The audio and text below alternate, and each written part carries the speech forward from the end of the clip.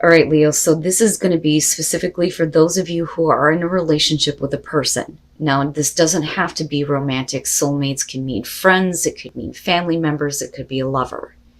It just depends on the relationship that you're in, but this is going to be for those of you who are looking for your independence within that relationship. There is a need to feel like you have more power within the union that you're in.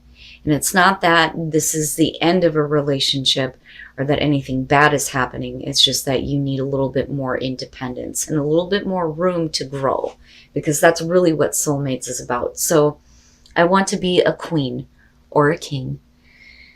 Stating your sovereignty, declaring freedom, and passing a test, and then you have the soulmates. So now I want to be a queen or king. It says raising your status. You are taking charge of your life, making decisions for yourself, and setting rules and boundaries that work for you. Declaring your independence, becoming powerful and influential, wanting to embrace your potential, but wanting to do that within this union. But when you look at soulmates, it's always about making sure that both of you are growing, that there is personal growth for the both of you within a union, right? And again, this could be any kind of a relationship that you're having. But soulmates is about harmonious partnerships, love, friendship, companionship, in a relationship fostering that personal growth, which is the most important thing for me here looking at this. So for you, your personal growth is being able to be a little bit more influential and independent within the relationship. So I don't really see it as a bad thing, but this is where, you're kind of wanting to be right now. Instead of, being influenced by the other, but I don't really see it as a bad thing. I just think that, some of you are needing to kind of step up and take a little bit more control, right? So it's not bad, but it's about what is going to help you grow within a relationship or a union. Now, that connected to where some of you may be going dark makes sense. This one I know all too well. I used to say that I have paid for my fucking mistakes and then some. I don't deserve any more pain. But the realization there is that this is about self-punishment, continuing to punish yourself when you have already paid the price for a mistake. Now, atonement. The moon phase here is waning gibbous and the stage is depression. But then my question is when does depression turn to anger? And again, this is only going to be for those of you who are having that kind of difficulty right now. It says, accepting the full burden of responsibility, the fair as well as the unfair, with no discount. And it says, accepting pain is a way to survive the pain. Not all things burn, but some should. And then going dark. Atonement is about paying the bills, unadulterated, unfiltered, not negotiated. It's all about full and open acceptance of consequences and a little more. It's also about paying for the price of others. Letting go of all ifs and buts and taking it all in, whether it's ours to take or another's to shoulder. If you have a piece of what puts you at fault, normally you would try to separate it and weigh it evenly with what makes the other at fault, and with what you made it right, a little for a little. But rarely does it move anything forward. Sometimes we need a clean slate, and it's done by going through it all, paying more than is due, to create closure for yourself and for others. You take the dark in so that others can stay in the light, even if they don't deserve it, even if you don't deserve it. And that's the biggest thing that sticks out to me. You don't deserve to continuously punish yourself for a mistake that you have already paid for. Right? And I get adamant about this because I know this place. I've been here. Self-punishment is horrible. It's a horrible place to be in. So if you feel like you have made a mistake and you have paid for that, there is no point in continuing to punish yourself anymore. Because like it says, it's just going to bring you darker and darker. And like I said, when does that turn to anger? Leo, you're overall the star. Very nice. Very, very nice. Who else had this? I think it was Gemini. The star being the overall, same thing applies here. You deserve better than what you've experienced in the past. This is healing, hope, restored hope. And it's perfect as the overall. So no matter what is going on around you, there is a reason to believe that things are going to get better, that hope will be restored. Now, in the past, the Page of Wands, I see this as a good thing, especially with the star being there. This is like a new opportunity to take a road that you have not been down before. That's kind of how I see the Page of Wands, but it's exciting news. It's always the good things, the things that you want to hear, right? But it's about acting with passion towards something that you don't have a lot of experience with. In the present moment, and it's funny because, right, like you have Daenerys and then you have Jon Snow, right? The Targaryens come on. Anyway, the Knight of Swords in the present moment. I look at this as the opportunity makes itself available to you, and it's going to bring what you are wanting here with the star and some hope and some healing here. But the Knight of Swords is quick, without thinking action, abrupt action, right? Sometimes we look at this as being hasty, not having all the available information first. You could also be talking about direct, honest communication. But the way that I look at the image with this one is I feel like this is after that action, it almost shows, right? Like, I feel like this is something that should be in like the after tarot, because I feel conviction, like I've done what I needed to do, But there's definitely a lot of, the communication showing up between the Page of Wands and then the Knight of Swords. So an opportunity may have shown up and you may need to take quick action, but you may also have to communicate something very directly about your want to take a new path or a new road. And somebody is not understanding the Five of Wands in future conditions. And this is another one, too, that I look at as like what happens after, because it makes sense to people that are no longer talking, that the argument has been completely exhausted. But you're talking about the butting of heads here, right? It's not nearly as bad as the Five of Swords, but this is, you're not understanding me. No, you're not understanding me. And nothing gets accomplished. But right now, what's more important is what is going to create the hope, the healing, and the balance in your life. Even if that means that somebody doesn't understand where you are going, what you are acting toward, and what you are doing, and what you are saying to them. And that may be because they don't want to hear that, because I look at the Knight of Swords as the action that you are taking. And I say that because of the Page of Wands, and I can see you being excited. This is something that, you want to do. There's the passion and the drive. I want to take this road. I haven't experienced this. I have to do this. But somebody else is like, no. Your best path to follow, the Nine of Wands. There are times where I look at the Nine of Wands and I think it's about protecting yourself and your self-interest. But I also look at this as you've been through a lot. And, this is being worn out, but needing to be persistent. And sometimes with the Nine of Wands, you can see where people are blocking things out and not letting anything in because they have fought too hard to protect what is important to them. But, I look at this as don't lose sight. Especially with the star being there. Don't lose sight on what it is that is coming through to you. I almost look at this as something that you kept putting off to the past. I could have done this a long time ago, but now is the time. Especially if you're in a place now where you're just kind of like really worn out with everything that you've already experienced, But I look at this as directly related to the communication and misunderstanding that's going on here, right? Now, sometimes with the Knight of Swords, I look at that and think there could have been a different way to say what you needed to say. Because with the Knight of Swords, he doesn't give a shit about the response. I'm telling you this, and that's the end of the story. So it's not about what you have to say after that. And that may be what somebody's having a hard time dealing with. And that may be why they're not understanding you, But again, going back to the Nine of Wands, right? Don't lose sight. That's what I get from that the most. Yeah.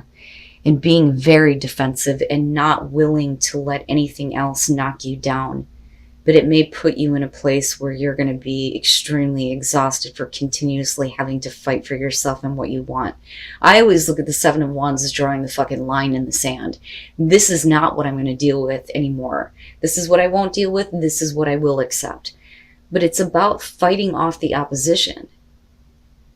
You know, what is it that you're fighting for here? You know, or do you feel like you're constantly being opposed, and is that why you're communicating the way that you are?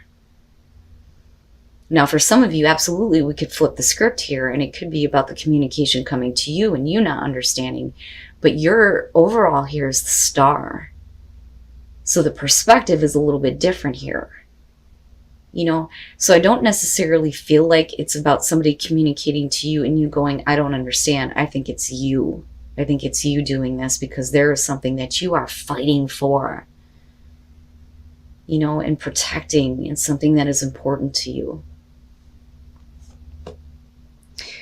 And it's about your success. That's how I see this. Your hopes and your fears, the King of Pentacles. Now, I always say that when it comes to court cards in this position, I don't like it because it can suggest that your hopes and fears are surrounding another person. But because you are so like in battle here, I feel like it is about you and wanting to create success in your life and wanting to be in a position where you have something to offer. You know, because I kind of go back to this, I want to be a queen, but in this case, a king. And what you're hoping for here is to have continued success and to be able to follow that, even if it means that you have to take a path that somebody does not agree with. Because it's the bigger for you. I mean, this isn't the Nine of Cups here. This is the Star, you know? Now, as far as if you're dealing with, you know, and I do, especially with soulmates coming up here, because it's about, you know, somebody needing to understand that you need to do this in order for your own personal growth.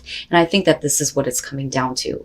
But if we're talking about, you know, the King of Pentacles representing the other person here, you know, I look at that and I think that the fear is that they're not going to be able to, you know, give anything to support you. You know, because generally the King of Pentacles is going to be somebody who's very giving of their time and their resources because he knows how to maintain success. He knows how to create that. You know, but he's also the person here who likes to have his cake and eat it too. You know, but I look at this more so as you have to do this for you. You know, I feel adamant about that, you know, and it's a little annoying looking at another person not wanting to understand that, you know. And then coming out the Moon, and that bothers me. And I think that, you know, looking back at this, that's where I feel like don't lose sight. Yeah, because with the Moon coming out, this is where, you know, we go into the illusions. We get confused. There's the unrealistic fears and anxieties that are being projected outward, right? And it's clouding you. It's like a fog. You know, there is beauty with the Moon, absolutely. But the whole point here is to see your star. You know, and not to be caught up in things that are not real. But it may be because of a situation where somebody is disagreeing with you that you get to this point where you're like, I don't know now. Like, I'm not sure. And then the Three of Wands. But the thing is with the Moon, nothing is being made clear to you. So I look at the Three of Wands and think that maybe some of you are waiting for the right opportunity to act. But the thing is, you know, waiting is always a bad thing for me. I don't ever believe in telling somebody just, you know, wait when it comes to something so important. Wait to oh my God, if I could talk. Let me calm down here. It is important to wait before you pass judgment. Okay. That I hold true. But waiting to act towards something that's important to you, for what? You know, I mean, like I said, I feel annoyed at the fact that somebody is not understanding you. So first of all, the Three of Swords, right? Now, I look at that and think that definitely there's heartbreak in the past, because I look at that as connected to the past and why we're looking at the moon. But this could also represent, though, that you have been heartbroken over the fact that an opportunity has been missed. And I look at that as why you're taking the action that you are with the Knight of Swords, right? But the thing is the confusion is going to lead you right back to this, you know? So this to me is really about needing to get out of the fog and get back to a place where, you know, there is that forgiveness and that healing, especially with the star being there. But that only depends on what is being given and received. With the Six of Pentacles, we're talking about the equal give and take here.